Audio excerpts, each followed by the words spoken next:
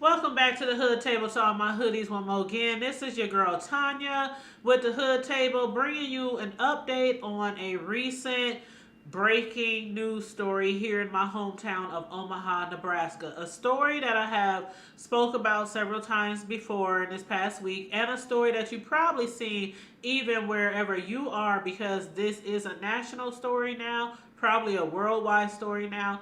But again, a little girl, the age of 1 year old, named Ramaya Worthington, was found dead inside a daycare van that was outside of a daycare here around 50th and Leavenworth. The little girl's name is Ramaya Worthington. A 60-year-old van driver, Ryan Williams, was charged for child abuse by neglect resulting in death. The little girl was found in the van after being there for 5 hours when it was over 100 degrees. In fact, it was 115 degrees that day. This was this past week, you guys, when it was like 115 degrees outside. A van driver by the name of Ryan Williams left the baby in the car. Sorry, the van. And she was there for almost 6 hours.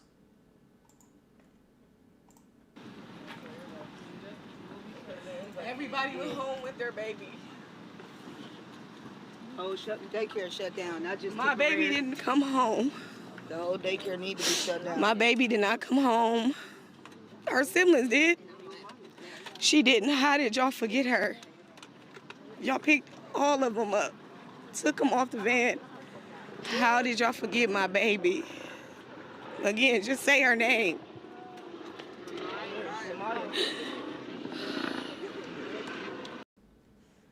Say her name again. Ramaya Williams, 1 year old, beautiful little girl, left outside of a daycare in a van, a hot, very hot, scorching van, for almost 6 hours.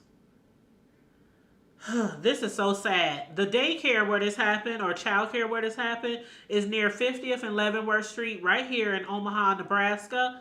The name of the daycare is Kids of the Future Daycare.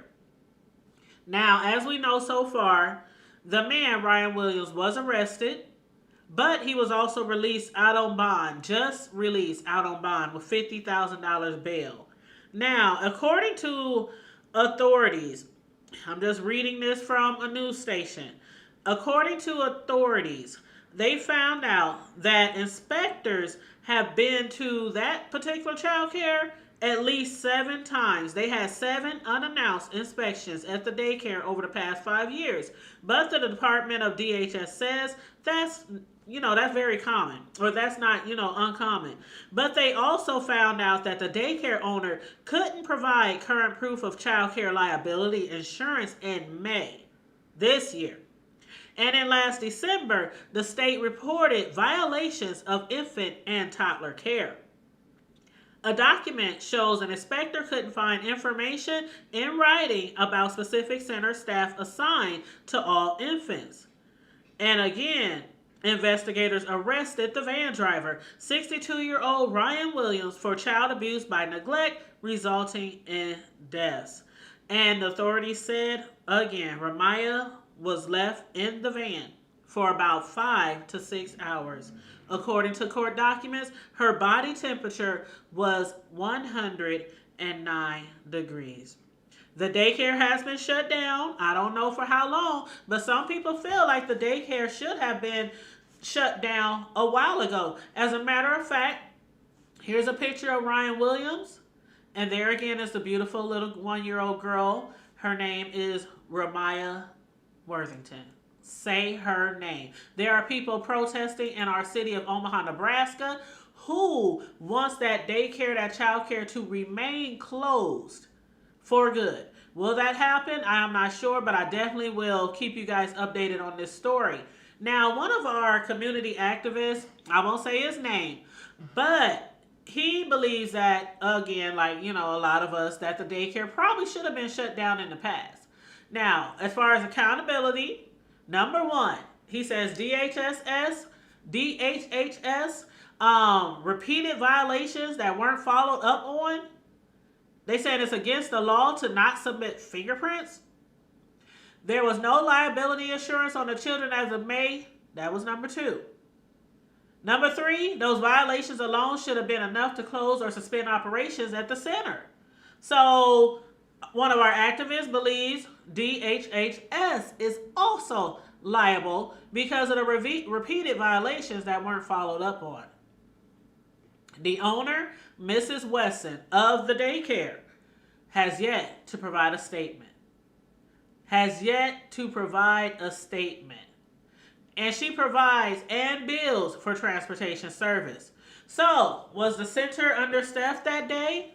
You know, because the reason why the van driver say he forgot Ramaya in the van was because there was another child being disruptive. Now, with the child being disruptive, that should have been a red flag to assist Mr. Williams in securing all of the children. The siblings were present. The other 2 siblings were present at the child care. They all came together. But other staff members did not realize the baby was accounted for or checked in. We have yet again to see or hear a statement from the owner. And people believe this is not the time to avoid an apology based off of your attorney's advice. But we know how this stuff works out. A lot of people are told to stay away from the media and let their attorneys, represent them. So that's what's going on right now. But a child is no longer here due to negligence on the behalf of that daycare center. So it would be really nice if that daycare owner could at least come out and say they're sorry and, face the legal actions if they arise. Now, as far as Mr. Williams, people are going back and forth, back and forth. Yes, it was a mistake, but a very, very big mistake. But right now, he is the fall guy in the case. He was the only one arrested. Even though nobody else in that daycare, again, notice that 3rd sibling was missing, not on the premises, but the other 2 were there. So it wasn't an intentional act on behalf of Mr. Williams. That's probably why his bond was set so low. But in the end, we just feel like more people should be held responsible, including the daycare owner. Because, you guys, both of my children have been in daycare before. I think at least 3 different daycares over the years. And I've never had to even think, or I never would even wonder, is my child in the daycare?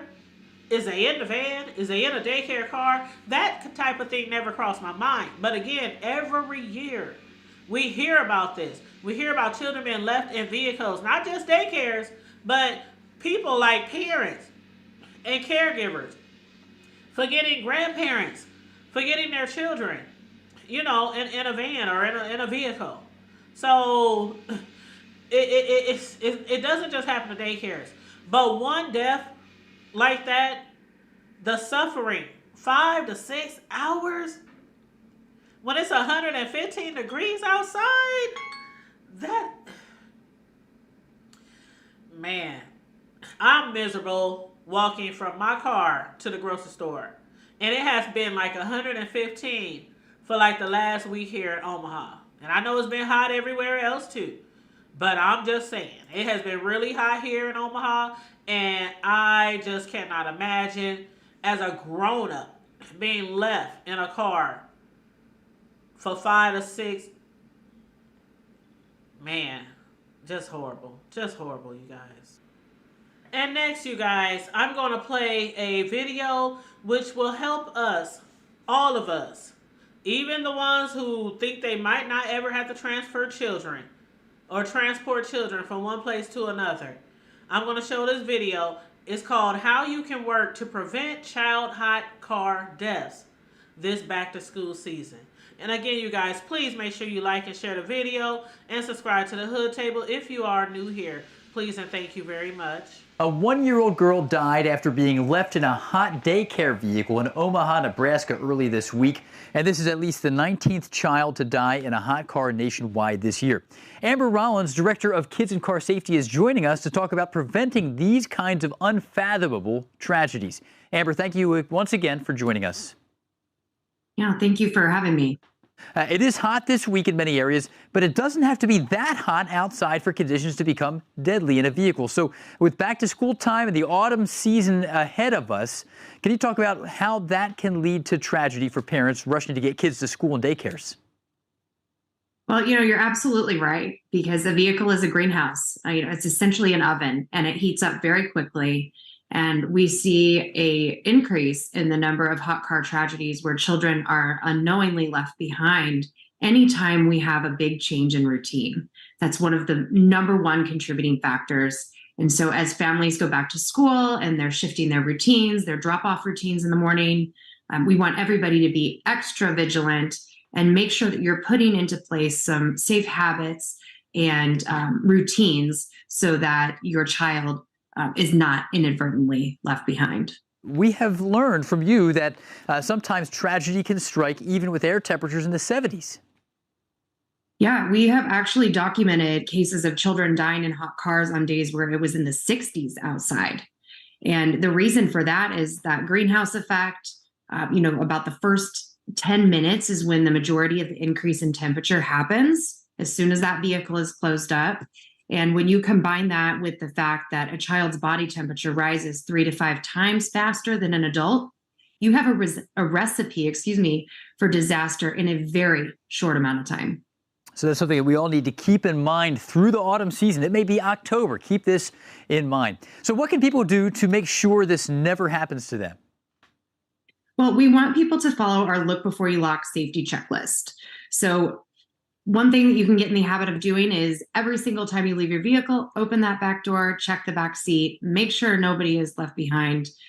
We want you to do a few things to get into that habit. So place something in the back seat on the floor right in front of your child's car seat that you cannot start your day without. So for me, that would be my laptop. If I sit down at my computer or at my desk and I don't have my computer, I can't do anything. I'm going to have to go back to the car to get it. Another thing families can do is to create a reminder item, like a big stuffed animal. Keep that in the back seat. Anytime you buckle the child into the vehicle, you want to bring that reminder item up to the front seat as a visual cue that your child is with you. And, this may sound crazy to people who think this won't happen to them, but when children were riding in the back seat, these types of tragedies were virtually non-existent. So we know that having that visual reminder that they're with you up in the front seat is very effective at making sure that they're not left behind. Amber Rollins, Director of Kids and Car Safety, thanks again. Thank you. Now that there, you guys, is some really good advice, and that kind of reminds me of what I said in my last video covering this story. One of our advocates here in the Omaha area, who was actually, the director of Nebraska Democratic Party and the president of NONA, which is North Omaha Neighborhood Alliance, she has said what she did when her child was younger was she made sure to put her purse, her wallet, her briefcase in the back seat of her vehicle so that she could remember to get out the car, open the back door, and take her child out. And she says she still practices that to this day. And her child is in college. And she only has one child, and she still practices that to this day. So that advice, on top of what we just saw on that child safety, heat car death preventive video, all of that is some really great advice. If you guys have some other advice or some practices that you have used with your children, please feel free to put it down in the comment section, because anything can help, when it comes to preventing deaths like these. And already, like they said, 19 deaths already this year. And you hear what they said? This could even happen when it's 60 degrees out, 70 degrees out. And a baby, they body temperature rises 3 times faster than us as adults, because of course we know babies' heartbeats beat faster than adults. So that right there makes a lot of sense. But you guys, please be very careful. I always tell you guys all the time, practice due diligence. Um, it's very important when it comes to our children. Very, very, and not just our children, but our pets too. Because just the other day, somebody was charged with leaving their pets. They had 2 dogs in their car, and when the police were called out to open the car, one of the police officers got bit, and I'm not surprised because, well, boy, I tell y'all, heat can make you fight. And with dogs, heat can probably make you bite too. But you guys, again, my condolences from the hood table to this family over my Worthington. My condolences to that family. I really, really hate that this happened to that baby girl. I really hate that happens to anybody's baby. I really do. Please keep their family in prayers. And I will keep you guys updated with this breaking story right here from my world of Omaha, Nebraska. When more information comes out about the daycare facility, or if there's any more charges, or if the daycare remains closed, open back up, whatever. I'm going to keep you guys updated on that. And again, please like and share the video. Subscribe to the channel if you're new here, because we are trying to get to that 6K, you guys. The hood table is on the road to 6,000 subscribers, so please help us get there. Tell a friend to tell a friend to tell a friend that the hood table is where it's at. Thank you so much. If you guys want to be a blessing to the hood table, our cash app is $ the hood table 402, and also you can hit me up at thehoodtable@hotmail.com or on any of our platforms like Facebook, IG, TikTok, Snapchat, or Twitter. And on that note, stay safe, be blessed, remain vigilant at all times, and always remember to keep it hood. I'm out.